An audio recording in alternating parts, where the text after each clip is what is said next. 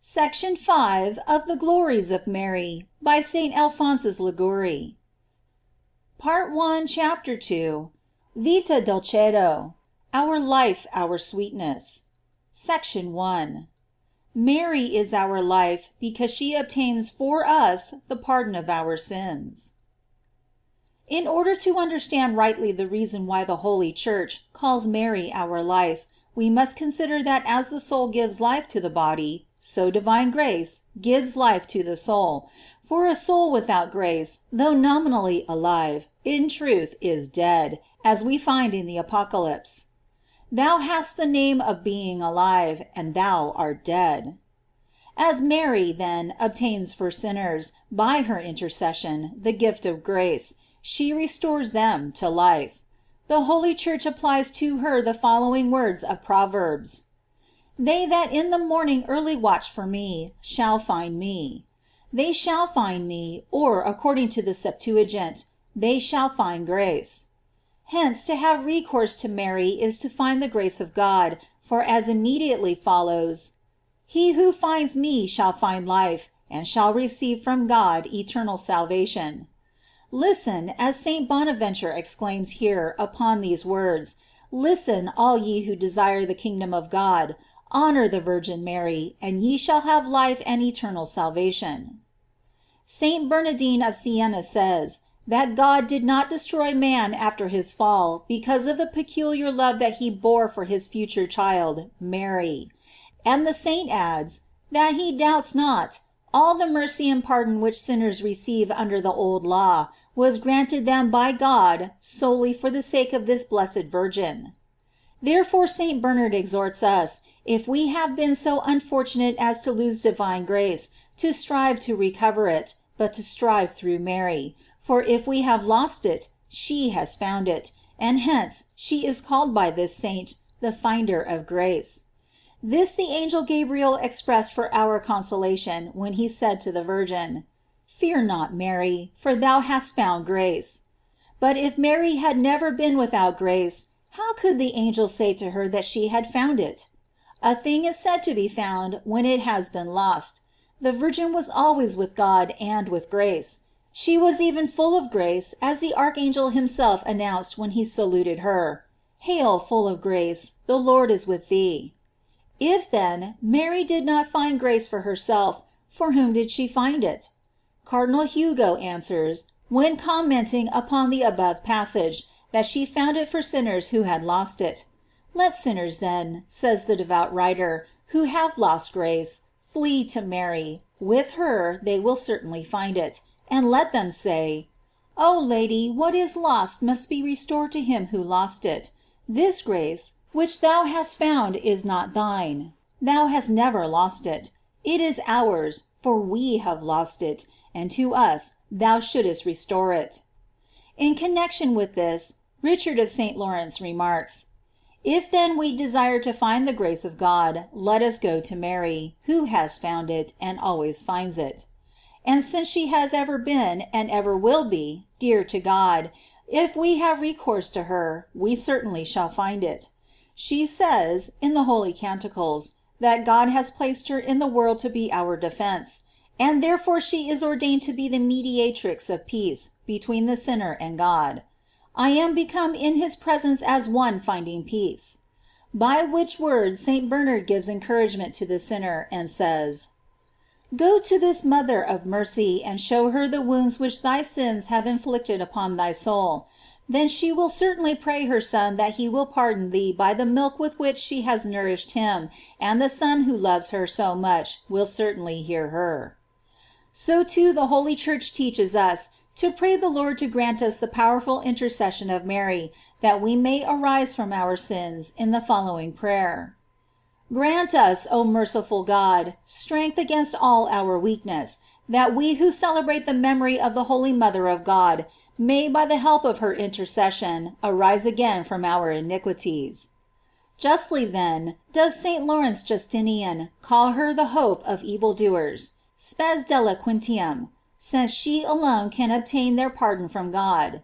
St. Bernard rightly names her the ladder of sinners, peccatorum scala.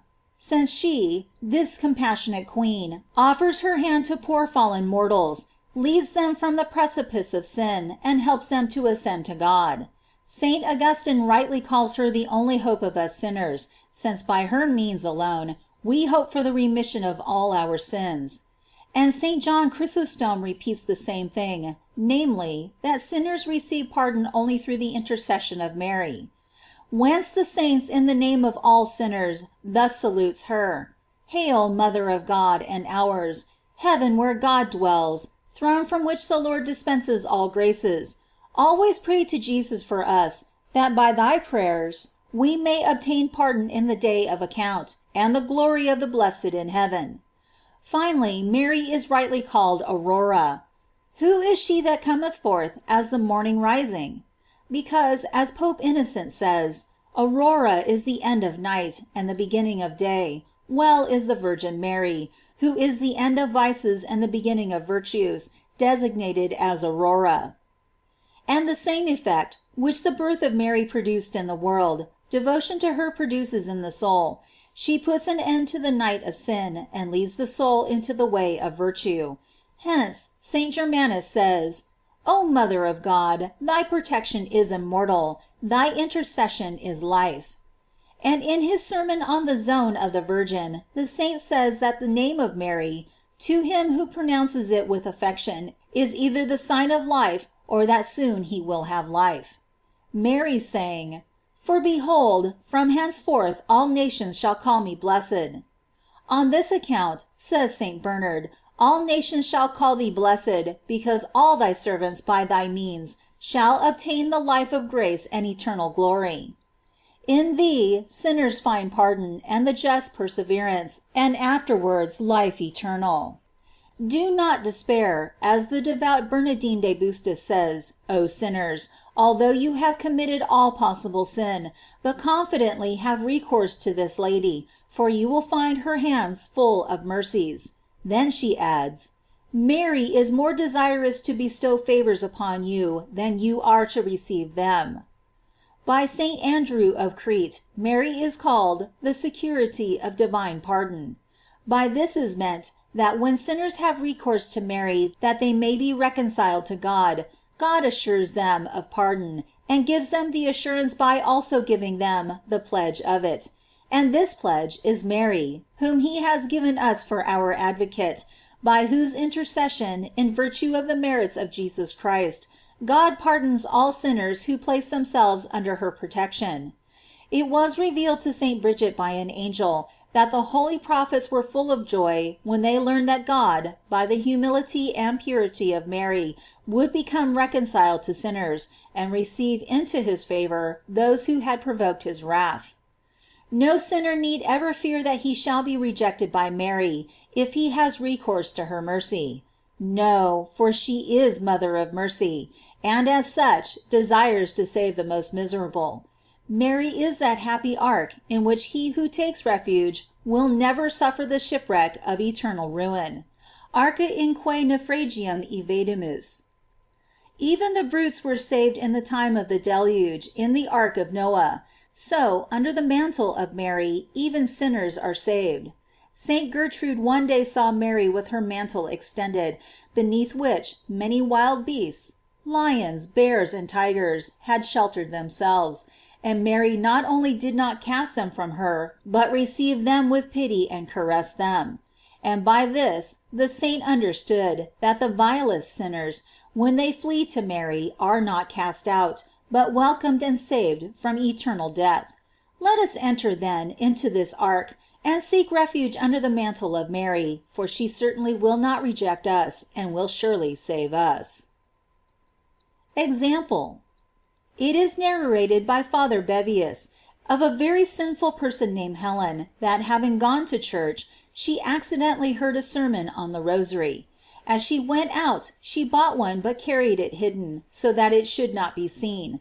Afterwards, she began to recite it, and although she recited it without devotion, the Most Holy Virgin infused into her heart such consolation and sweetness in it, that she could not cease repeating it. And by this she was inspired with such a horror of her evil life, that she could find no peace, and was forced, as it were, to go to confession. She confessed with so much contrition that the confessor was amazed. Having finished her confession, she went immediately before an altar of the Blessed Virgin to thank her advocate.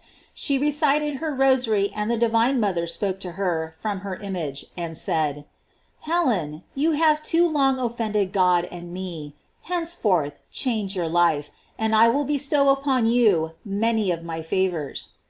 The poor sinner in confusion answered: "Ah, most holy Virgin, it is true that hitherto I have been very sinful, but thou, who art all powerful, assist me. I give myself to thee, and will pass the remainder of my life in doing penance for my sins." Assisted by Mary, Helen bestowed all her goods upon the poor, and commenced a rigorous penance. She was tormented by dreadful temptations, but she continued to recommend herself to the Mother of God, and always, with her aid, came off victorious. She was favored also with many supernatural graces, as visions, revelations, and prophecies. At last, before her death, of which she had been warned a few days previously by Mary, the Virgin herself came with her Son to visit her, and in death the soul of this sinner was seen, in the form of a beautiful dove, ascending to heaven. Prayer. Behold, O Mother of my God, Mary, my only hope, behold at thy feet a miserable sinner who implores thy mercy. Thou art proclaimed and called by the whole Church, and by all the faithful, the refuge of sinners. Thou then art my refuge, it is thine to save me. Thou knowest how much thy Son desires our salvation. Thou, too, knowest what Jesus Christ suffered to save me. I offer to thee, O my Mother, the sufferings of Jesus, the cold which he endured in the stable, the steps of his long journey into Egypt, his toils, his sweat, the blood that he shed, the torments which caused his death before thy eyes upon the cross. Show thy love for this Son, whilst I, for the love of him, beg thee to aid me. Extend thy hand to a fallen creature, who asks pity of thee.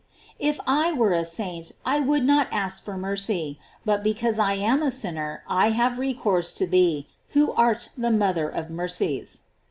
I know that thy compassionate heart finds consolation in succoring the wretched, when thou canst aid them, and dost not find them obstinate in their sins.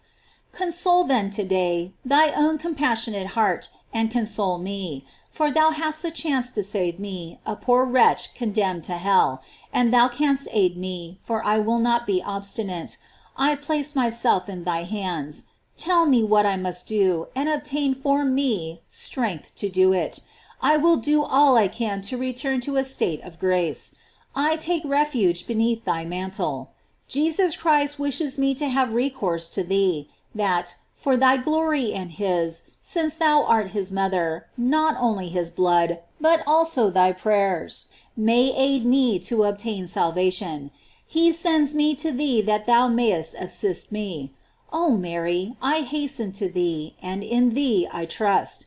Thou dost pray for so many others. Pray, and say also one word for me. Say to God that thou desirest my salvation, and God certainly will save me. Tell him that I am thine, and this is all I ask from thee. End of section 5.